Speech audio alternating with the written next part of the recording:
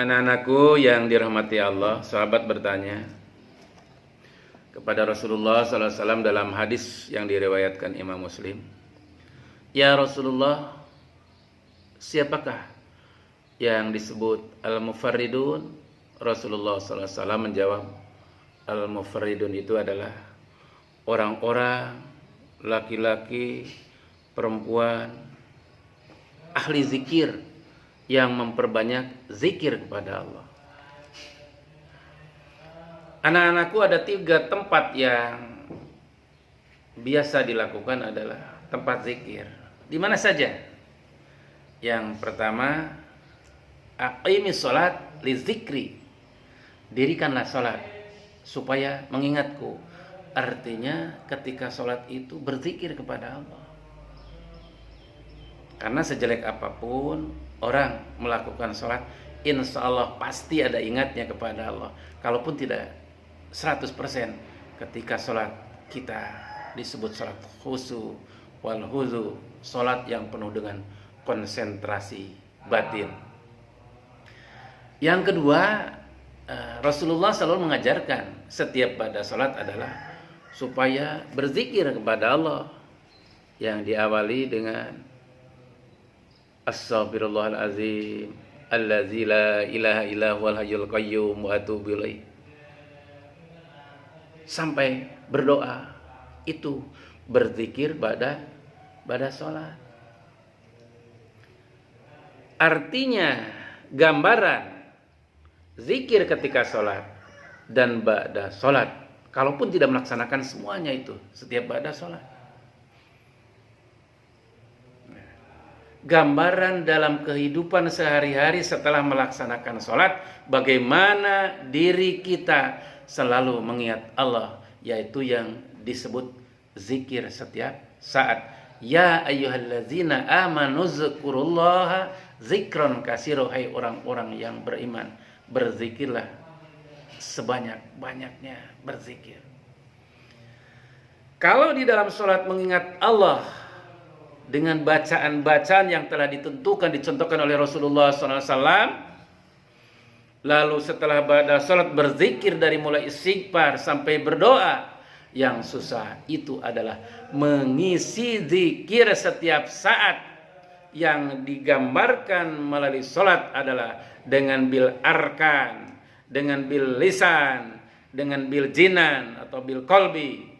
3. Lisan adalah ucapan, arkan adalah perbuatan, jinan atau kolbi dengan hati. Maka 3 paket ini di dalam sholat berupaya disatukan supaya mengingat Allah. Yang kedua, di ibadah sholat, kebutuhan manusia, merasa lemah, merasa kurang, merasa banyak dosa, mohon ampunan dan lainnya di ibadah sholat. Intinya meminta keselamatan dunia wal akhirah. Nah, yang susah itu adalah zikir setiap saat, bagaimana merealisasikan kehidupan sehari-hari yang biasa kita janjikan. Inna sholati wa nusuki wa mahyaya wa mamati lillahi rabbil alamin. Salatku, ibadahku, hidupku, matiku hanya untuk Allah, lillah, semuanya untuk Allah. Nah, kalau merasakan bahwa diri kita semua dihidupkan oleh Allah, dikasih rezeki oleh Allah dan akan kembali kepada Allah, minallah fillah ilallah, maka harus sadar bahwa kehidupan semua selama 24 jam harus di jalan Allah. Seperti itu.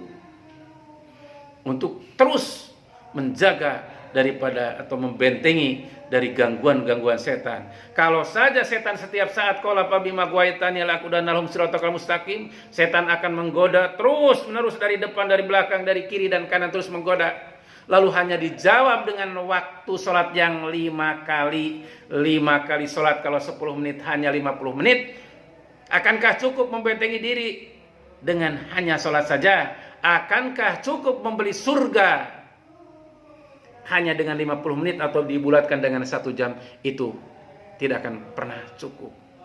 karena butuh membuktikan bagaimana 24 jam menjadi nilai amal ibadah di hadapan Allah Subhanahu wa taala, yaitu diisi dengan zikir setiap saat. Perbuatan kita harus dijaga dengan taat kepada Allah, lisan kita harus dijaga dengan taat kepada Allah, ya. Hati kita harus terus berupaya mengingat Allah, dan bagaimana menghidupkan bibir kita, hati kita selalu ingat kepada Allah, dari memperbanyak istighfar, dari memperbanyak tasbih, tahmid, tahlil.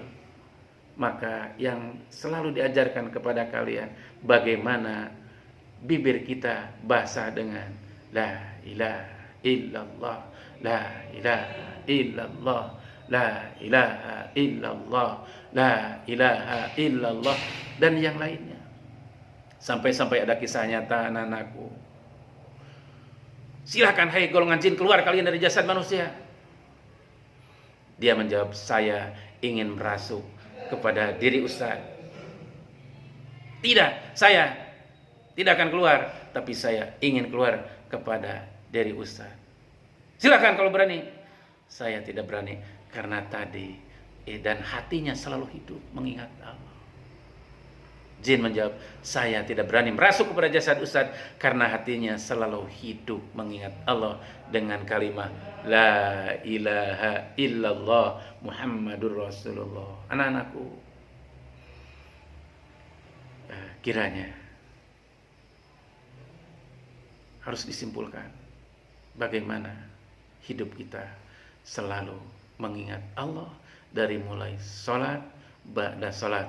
Bahkan yang lebih susah lagi adalah dzikir setiap saat. Mudah-mudahan ada guna dan manfaatnya. Assalamualaikum warahmatullahi wabarakatuh.